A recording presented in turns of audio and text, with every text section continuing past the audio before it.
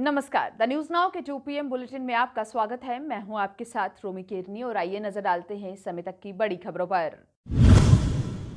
पाकिस्तानी सेना ने जम्मू कश्मीर के केरी सेक्टर में संघर्ष विराम का उल्लंघन किया है। इस दौरान सीमा पार से भारी गोलाबारी की गई है। भारतीय सेना पाकिस्तान की इस नापाक हरकत का माकूल जवाब दे रही है।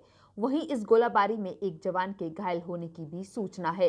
इससे पहले पाकिस्तान ने LOC पर उत्तरी कश्मीर के नौगाम और पुंछ में शनिवार को भारी गोलाबारी भी की थी। इसमें एक जवान शहीद हो गया जबकि 2 अन्य घायल हैं। सेना ने भी गोलाबारी का मुंहतोड़ जवाब दिया था। माता वैष्णो देवी के दरबार में बाहरी राज्यों से आने वाले श्रद्धालुओं का कोटा 250 से बढ़ाकर 500 कर दिया गया है।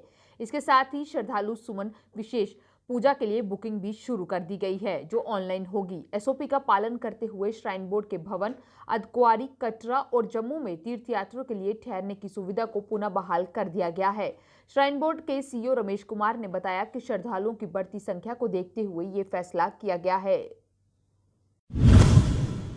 जम्मू कश्मीर में गांव की ओर से कार्यक्रम यानी कि बैक टू विलेज कार्यक्रम 2 से 12 अक्टूबर तक चलेगा। इसके तहत करीब 4000 अधिकारी गांव में जाएंगे। ये चरण शिकायतों को दूर करने पर केंद्रित होगा। इससे पहले 3 हफ्ते का ग्रामीण जन अभियान चलाया जाएगा। गांव की ओर से कार्यक्रम की सफलता में प्रधानमंत्री नरेंद्र मोदी भी प्रभावित हैं। स्वतंत्रता दिवस पर अपने भाषण में वे इसकी तारीफ भी कर चुके हैं।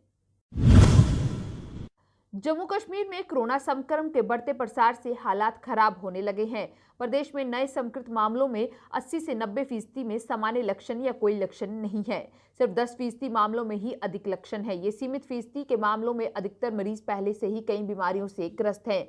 पिछले 8 दिनों में जम्मू जिला में संक्रमण का तेजी से प्रसार हुआ है। प्रदेश में कुल संक्रमितों के मामलों में 52% इसी जिले से आए हैं। इस दौरान 21 मौतें भी हुई हैं।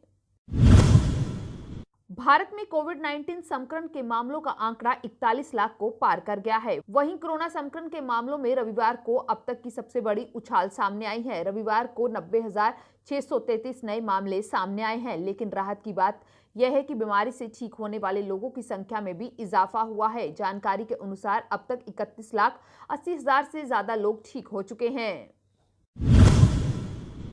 वरिष्ठ कांग्रेस नेता पी चिदम्बरम ने देश में कोरोना के तेजी से बढ़ते मामलों को लेकर मोदी सरकार पर निशाना साधा है।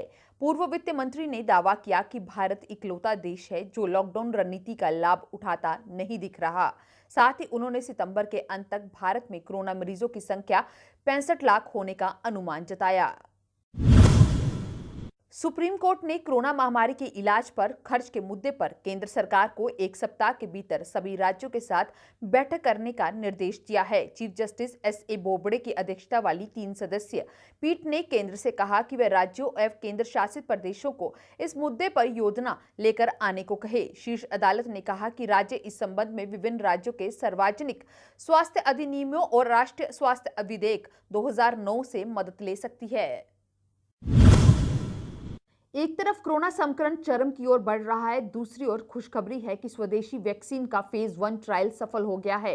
WHO के नियमानुसार फेज 1 वैक्सीन को ह्यूमन ट्रायल में शामिल वॉलंटियरों में कोरोना की 4-फोल्ड एंटीबॉडी मिली है। इसी सफलता के आधार पर दूसरे फेज में ह्यूमन ट्रायल को मंजूरी मिली है। अब देश भर के 12 संस्थानों में 12 से लेकर 65 आयु के वॉलंटियर्स को ये वैक्सीन दी जाएगी। इस समय के 2 PM बुलेटिन में बस इतना ही। आप जुड़े रहें द न्यूज नाउ के साथ बाकी अपडेट्स के लिए।